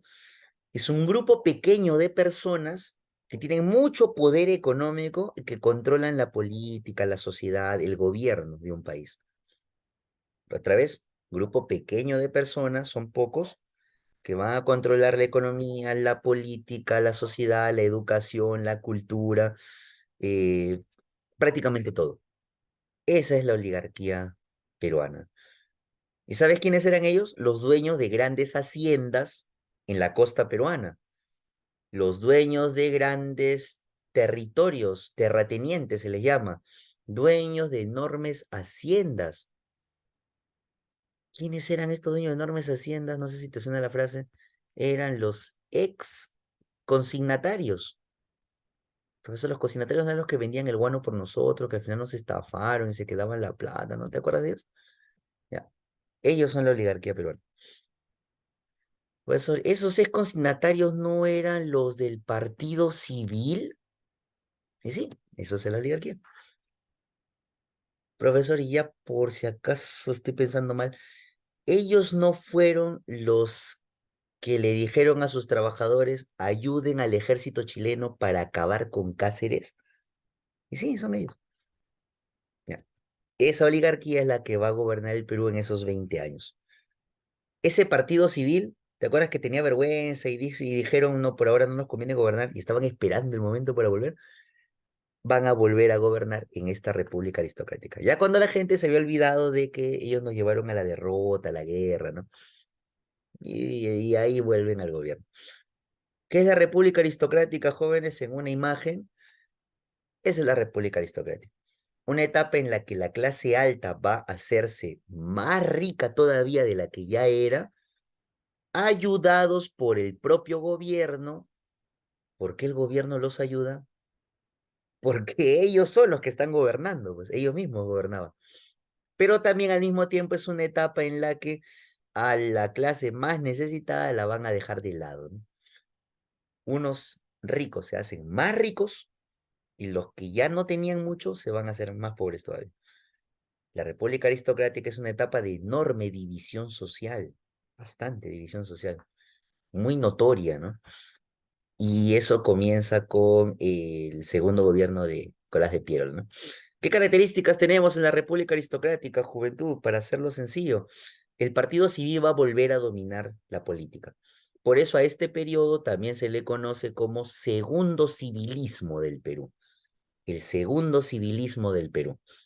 ¿De dónde viene la gran cantidad de dinero que tienen? Porque tienen bastantes riquezas. De sus plantaciones. Como ellos son dueños de grandes tierras, haciendas, terratenientes, hacían agricultura. Profesor, la agricultura no te hace tan millonario. Depende, si esos productos tú los vendes en el mercado interno, no vas a tener tantas ganancias, pero si esos productos tú los vendes en el exterior, te van a pagar grandes cantidades. Y ellos hacían agricultura de exportación, la famosa agroexportación. ¿Y cuáles eran los productos que más vendían? Dos, en ese orden, azúcar y algodón. Azúcar y algodón. ¿El azúcar a dónde? A un monstruo en el mundo como Inglaterra. ¿El algodón a quién? A otro monstruo en el mundo como Alemania. También ellos se encargaban de exportar lana a Francia, por ejemplo. Mira, no estamos hablando de la Guyana, de Surinam, con el respeto de esos países, ¿no? Estamos hablando de Francia, Alemania, Inglaterra, Estados Unidos después, ¿no? Y esos te pagan bastante bien. Los dueños de esos productos ganaban mucho dinero y esos dueños eran la oligarquía, pues, ¿no? De ahí venían sus recursos. Entonces, económicamente hablando, la actividad más importante va a ser la agricultura de exportación. Durante este periodo de 20 años de república aristocrática, Inglaterra va a comenzar a tener competencia. El dinero de Estados Unidos va a comenzar a meterse poquito a poquito en la economía peruana, cuando todo era Inglaterra, pero ahora poquito a poquito se fue metiendo el dinero de Estados Unidos. Y así lo va a ir desplazando poco a poco, ¿eh? Hasta que ya en la siguiente clase que hagamos, jóvenes, el capital inglés ya no va a estar por acá.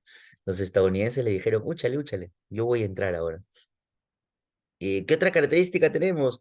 En el aspecto ideológico, vamos a comenzar las luchas obreras por una ley de trabajo, una ley de una cantidad de horas de trabajo.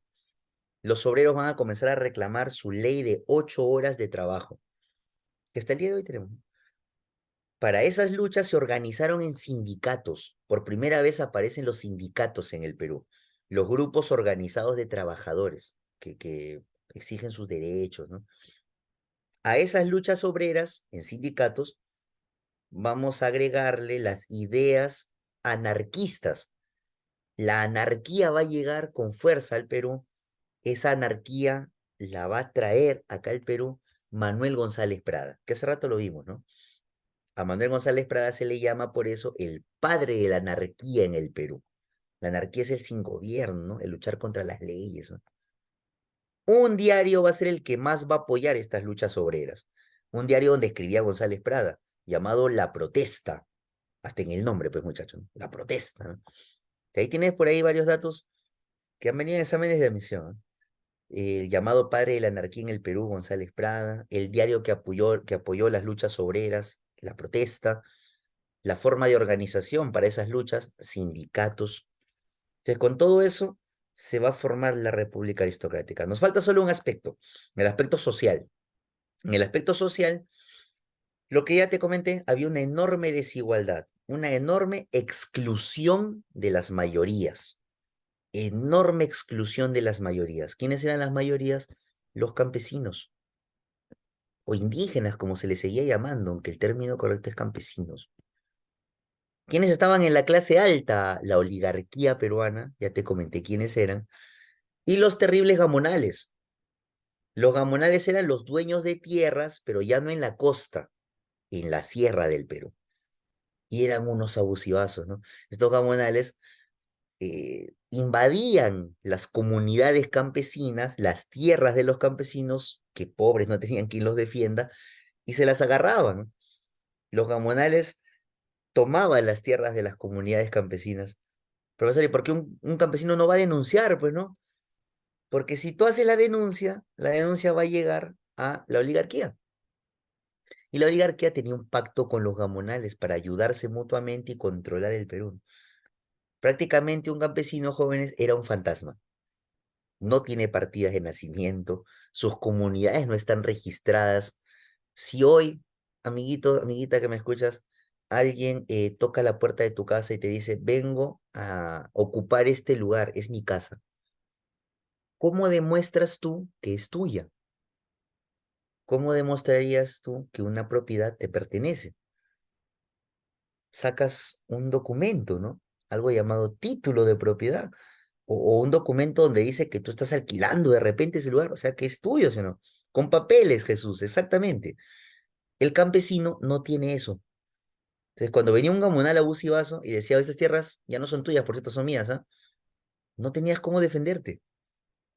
Durante 20 años de República Aristocrática, estos campesinos van a exigir ese derecho. Queremos que nos reconozcan en la ley. Ni siquiera votaban, ¿no? Una recomendación por ahí, si les gusta la lectura, o en YouTube de repente resúmenes. Hay una obra llamada El mundo es ancho y ajeno. No sé si has escuchado tu literatura. Recomendación. Esa obra trata de esto de acá, ¿no? De un grupo de gamonales abusivos que les quitaron sus tierras a los campesinos. Recomendación. Te enteres. Es un cuento, pero está basado en algo real. Y así como hay desigualdad, también hay formas de explotación. Formas de explotación, tres. En la costa, el enganche. El enganche era pagarle por adelantado al trabajador para retenerlo bastante tiempo en el trabajo, no dejar que se vaya tan rápido. En las minas, en las haciendas, ¿no? En la sierra se llamaba yanaconaje la explotación. El yanaconaje es cuando a ti, por tu trabajo, te dejaban vivir en una parcela de tierra del oligarca, del gamonal, en español. Yo soy dueño de todo Lima, déjame soñar. Si uno de ustedes viene, profesor, yo no tengo dónde vivir, ¿no? Déjeme vivir en una parte de sus tierras, usted tiene un montón de tierras, déjeme vivir en una partecita, a cambio yo le trabajo gratis todo el resto de sus tierras, ¿no? Digo, ya, pero acá normal, te dejo vivir en una partecita, ahí puedes sembrar tu plantita, cría tu animalito, ¿no? Profesor, pero sí, sí me estamos pagando, ¿no? Le estás pagando con tierras. ¿Dónde está la explotación? Que una vez que tú dejes de trabajar para mí, yo te voto de mi territorio. ¿Y con qué te vas a ir tú? Con nada. Nunca fue tuya esa tierra, te estoy dejando vivir ahí. A eso se llama yanaconaje, cuando pagas con tierras, pero ni siquiera son tuyas. Y en la selva está la peor, las correrías. Las correrías era cuando literalmente los empresarios caucheros perseguían a las comunidades nativas para obligarlas a extraer el caucho. Por eso se llama correrías, los perseguían. Ahora, literalmente, en condiciones inhumanas, ¿no? Mira, esa foto es de verdad, ¿ah? Mira cómo tenían esas comunidades, ¿no? Con cadenas en el cuello, semidesnudos, en condiciones de salud muy malas, les daban comida solo para que no mueran. Es una forma de explotación alucinante, ¿ah? Las correrías, ¿sabes quién denunció eso? Inglaterra denunció eso. Ni siquiera los propios peruanos no hicieron nada. Los ingleses que llegaban a la selva, ¿te acuerdas por el contrato Grace que les habíamos dejado ir a la selva? Vieron esa explotación y lo denunciaron. Y ahí sí el Perú ya más o menos como que bajó la mano, ¿no? Pero una explotación alucinante, ¿no? Con todo eso vamos a ver los gobiernos de aquella época en el Perú, de la República Aristocrática. Ya viste las condiciones, ¿no? El primer presidente de esta etapa fue el señor Eduardo López de Romaña, uno de los peruanos más ricos del país, ¿no? Todos tienen muchos recursos. Dos hechos importantes de su gobierno, sí, para resumirlo. Llega al Perú la primera empresa estadounidense a instalarse en nuestro territorio. Esa empresa se llamó Cerro de Pasco Mining Company. En español, Compañía Minera de Cerro de Pasco. Obviamente se va a instalar en Cerro de Pasco, ¿no?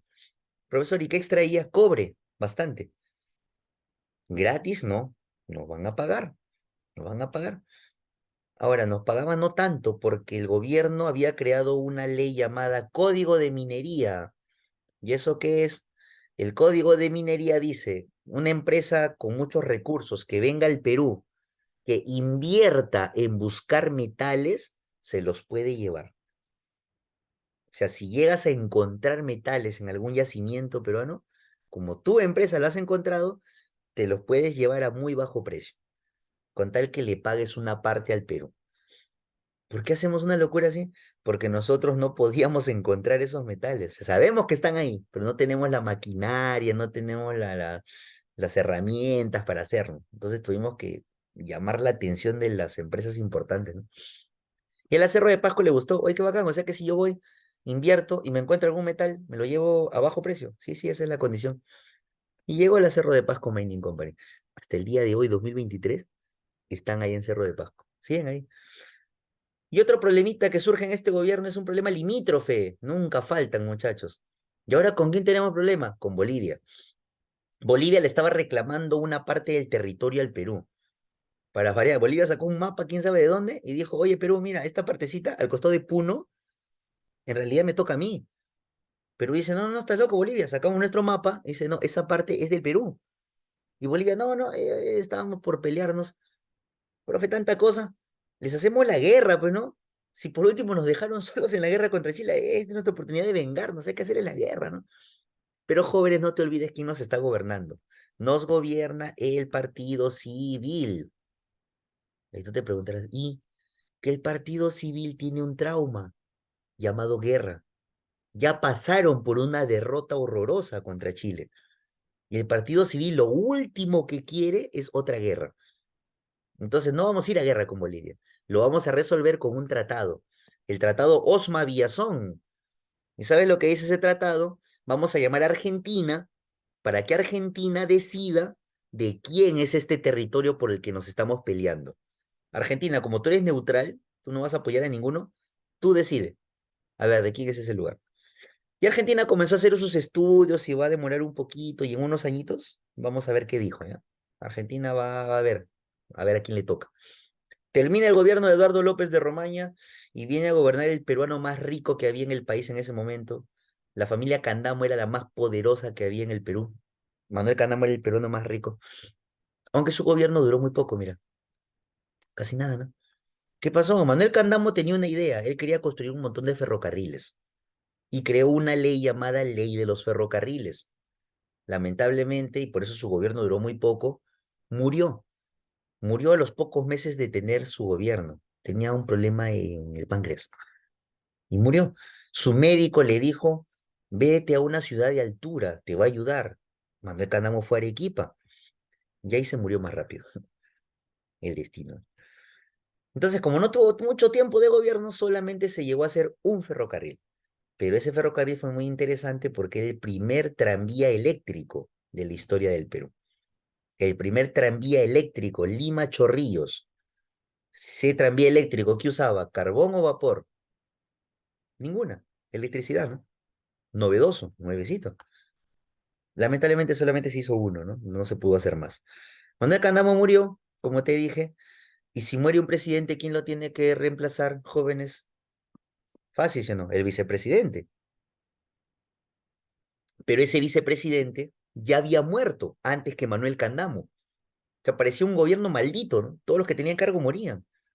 Por eso el segundo vicepresidente, muerto de miedo, dijo, o sea que me toca a mí, no, que yo no voy a morir, ¿no? Todo el que gobierna muere, ¿no? Mejor yo convoco elecciones y que muera alguien más.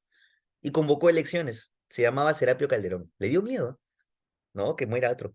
Convocó elecciones y en esas elecciones va a gobernar el hijo del fundador del Partido Civil. El que había fundado el partido era Manuel Pardo, pero ya había muerto. El hijo, José Pardo, va a asumir ahora el gobierno y va a ser el nuevo presidente del Partido Civil y del Perú. ¿Quién era presidente del Partido Civil? Era Manuel Candamo, pero ya murió. Y le toca a José Pardo Ibarreda. Y él sí gobernó sus 4 años de ley, ¿no? José Pardo Ibarreda tiene varias obras, muchachos, y hay que ser justos con algunos gobernantes. Él apoyó bastante la educación en el Perú. Era uno de sus proyectos, mejorar la educación. Lo malo es que, más que todo para la clase alta, pero también salpicó un poco a los demás. Por ejemplo, él va a establecer la primaria gratuita y obligatoria. La primaria gratuita y obligatoria. Profesor, qué bacán, toda la primaria gratis. No, solamente primer grado. A nada. Al menos por algo se comienza. Primer grado. Y luego lo extendió hasta sexto grado. Por eso te digo, por algo se comienza. Al final fue toda la primaria gratuita, pero comenzó poquito a poquito. ¿Por qué obligatoria? Jóvenes, porque la sociedad peruana es así. A veces hay que darle un empujoncito a la gente para que haga algunas cosas. Y él sabía, porque su papá ya había hecho lo mismo. Entonces él dijo obligatoria. La primaria, secundaria no. Secundaria no era obligatoria. También establece por primera vez el ingreso femenino a la universidad. Señoritas que me escuchan, la primera vez que una mujer puede postular e ingresar a la universidad es con este gobierno. Increíble, porque ya estábamos en el siglo XX y recién se le permitía a la mujer estudiar en la universidad. Una locura, estamos recontra atrasados, ¿no? También en este gobierno se creó el primer sindicato peruano. El primer sindicato fue de panaderos, se llamó Estrella Roja del Perú. El primer sindicato del Perú fue de panaderos. ¿Qué piden, profe? Ya sabes, joven, no te olvides lo que están pidiendo. 8 horas de trabajo. Queremos una ley donde trabajemos 8 horas. Y si por ahí tú te lo preguntas, profesor, ¿y cuántas horas trabajaban? 12, a veces 14. Pues era algo inhumano, ¿no? Por último, jovencitos, por último, si tú trabajas 12 horas y te pagan las 12, bueno, vaya y tenga, ¿no? Pero ellos les pagaban como si trabajaran 6, trabajaban 10, 12. Ay, no abusivos eran. Y por eso reclaman su ley de 8 horas laborales y que les paguen sus 8 horas, ¿no? Para ayudar un poquito a eso, el gobierno le encargó a un abogado sanmarquino que haga un proyecto donde había varias mejoras para los obreros.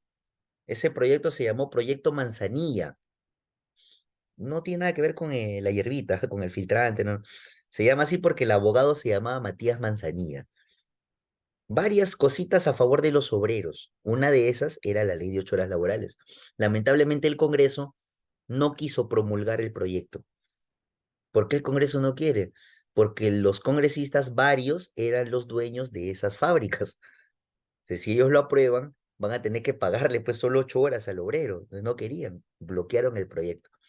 Pero luego se va a ir aplicando poquito a poquito en otros gobiernos, ¿no? Finalmente, el gobierno de José Pardo establece la construcción de la cripta de los héroes. Profesor, ¿qué es la cripta de los héroes? La cripta de los héroes es un lugar, hasta ahora existe, donde se iban a repatriar o se iban a colocar todos los héroes peruanos que habían participado en la guerra contra Chile. Todos los héroes peruanos que habían participado en la guerra contra Chile iban a ser colocados en ese lugar. Y ahí, por ejemplo, descansan hoy los restos de Francisco Bolognesi, de Alfonso Ugarte, de Andrés Avelino Cáceres, después cuando murió, de Miguel Grau, aunque de Miguel Grau solo conservamos una parte, creo que yo te comenté, ¿no? En la clase anterior, solo conservamos un pedazo de su pierna, ¿no? De su pierna derecha con fémur, porque en el combate de Angamos estalló en pedazos y solamente se guardó la pierna de Miguel Grau. Esa pierna estaba en Chile y cuando se construyó la cripta de los héroes, se conversó bonito con Chile, Chile aceptó y bueno, ya, nos la devolvió. Intercambiamos muertitos. Habían soldados chilenos que habían muerto acá, estaban enterrados acá, se les desenterró y se les mandó a Chile, así como Chile nos envió peruanos también y ahí se van a colocar. Último gobierno que vamos a hacer el día de hoy, jóvenes, porque ahí se divide la República Aristocrática. La parte buena para ellos es hasta acá. Un presidente muy polémico, Augusto Bernardino Leguía. Augusto B. Leguía tiene varias obras por ahí en su gobierno en el aspecto interno y externo. Por ejemplo, en su gobierno se aprueba la ley de accidentes de trabajo. Hasta el día de hoy, jovencitos, si tú tienes un accidente durante tus horas de trabajo, haciendo tu trabajo, tú no te tienes que pagar tus medicinas ni te van a descontar los días que falten. Es el empleador el que te cubre eso. Esa es una ley, lo malo es que a veces la gente no sabe. Aspecto internacional, dos hechos vamos a destacar de este gobierno en esos años. En el año 1911, un profesor estadounidense llamado Hiram Bingham anuncia el descubrimiento de Machu Picchu. ¿Por qué entre comillas? Porque ya otras personas habían llegado, ¿no? Pero él fue el primero que estudió científicamente esa ciudadela sagrada. Un añito antes, 1910, Jorge Chávez, ¿has escuchado de él?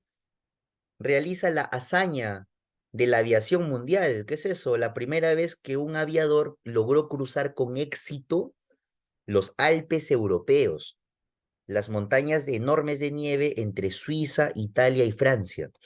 Nadie lo había logrado con éxito. La primera vez que un ser humano logra pasar con éxito esas montañas enormes fue Jorge Chávez. Lamentablemente, cuando terminó de cruzar, su avión se estrelló y a los 4 días en el hospital murió. Pero igual se hizo con éxito porque él estaba consciente, entonces se le tomó como el primero que lo logró. En el aspecto más cercano a nosotros, Leguía va a tener problemas con todos los países vecinos, con todos, ¿ah? Pero dos son los más problemáticos, Brasil y Bolivia. Brasil nos quitó todo este territorio, jovencito, mira que te estoy marcando, toda esa pancita, Brasil nos la quitó, nos invadió y no nos dimos cuenta. Profe, hay que hacer la guerra. Recuerda que el Partido Civil no quiere guerra. Entonces firmamos un tratado donde les entregamos ese territorio, llamado Velar de Río Branco. Y para cerrar, ¿te acuerdas que le dijimos a Argentina, oye Argentina, decide ese territorio que Bolivia me está pidiendo, al final de quién es? ¿Qué dijo Argentina? ¿Sabes qué, Perú? Ese territorio que te lo marco con una flecha, eso es tuyo.